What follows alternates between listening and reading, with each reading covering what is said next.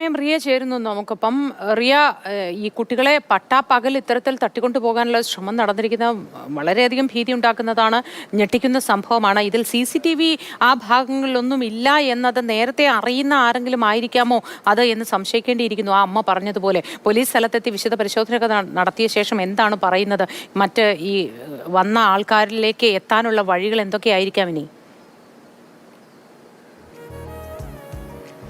മോത്തി, അങ്ങനെ ഒരു സംശയം പോലീസിനുണ്ട്. കാരണം ഈ പ്രദേശത്ത് CCTV ക്യാമറകൾ ഉള്ളത് വളരെ കുറവാണ്. നമ്മളിപ്പോൾ നിൽക്കുന്ന ഇവിടെയാണ് കുട്ടികൾ ട്യൂഷന് വന്നിരിക്കുന്നത്. ഇവിടെ ഒരു ലോഡ്ജ് ഉണ്ട്. ആ ലോഡ്ജിനോട് ചേർന്ന് കാറ് നിർത്തിയിട്ടിരിക്കുന്നു. ആ നീല ബോർഡ് അവിടെയുണ്ട്, തൊട്ടടുത്ത് തന്നെ ഉള്ളത്. അവിടെയാണ് ഈ ട്യൂഷൻ സെൻറ്റർ പ്രവർത്തിച്ചിരുന്നത്. വാഹനം ഇവിടെയായിരുന്നു നിർത്തിയിട്ടിരുന്നത്. കുട്ടികൾ വന്നപ്പോൾ തന്നെ ഇങ്ങോട്ട് വാഹനം കയറി വരുന്നു. കുട്ടികൾ തിരിയുന്ന സമയത്ത് മിഠായി നീട്ടുകയും അവരെ പിടിച്ചു കയറ്റാൻ ശ്രമിക്കുകയും ചെയ്തു. ഇവിടെ ഉണ്ടായിരുന്ന പട്ടി ചാടി വീണതുകൊണ്ടാണ് ശ്രമം ഉപേക്ഷിച്ച് ബഹളം കൂടിയത് കൊണ്ട് അവർ പോവുകയും ചെയ്തതെന്നാണ് കുട്ടികൾ നേരത്തെ വ്യക്തമാക്കിയത്. അപ്പോൾ ഇത്രയും ആളുകളൊക്കെ നടന്നു പോകുന്നൊരു സമയമാണ്. പക്ഷേ വൈകുന്നേരം ആൾ കുറവാണ്. അതൊക്കെ മനസ്സിലാക്കി എത്തിയതാണോ എന്നൊരു സംശയമുണ്ട്. കൗൺസിലർ പയസ് ഒപ്പം ചേരുന്നുണ്ട്.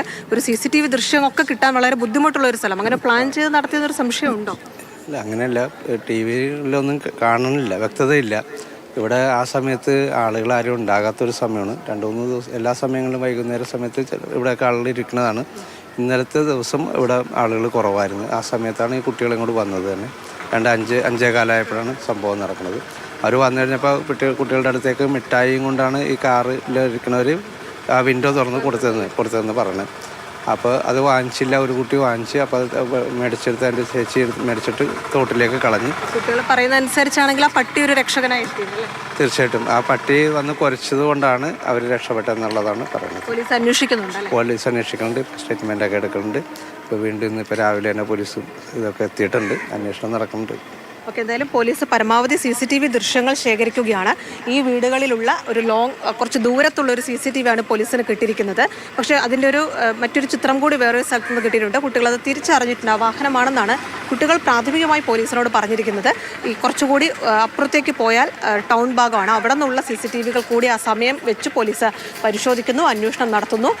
കുറച്ചധികം മേക്കപ്പ് ഇട്ട ഒരു പെണ്ണാണ് കാറിലുണ്ടായിരുന്നത്. മറ്റു 2 പേർ ആണുങ്ങളാണ്, പുരുഷന്മാരാണ് എന്നതാണ് കുട്ടികൾ പറഞ്ഞിരിക്കുന്നത്. എന്തായാലും അതൊക്കെ വെച്ചാണ് പോലീസിന്റെ അന്വേഷണം ഇപ്പോൾ പുരോഗമിച്ചുകൊണ്ടിരിക്കുന്നത്. മോത്തി.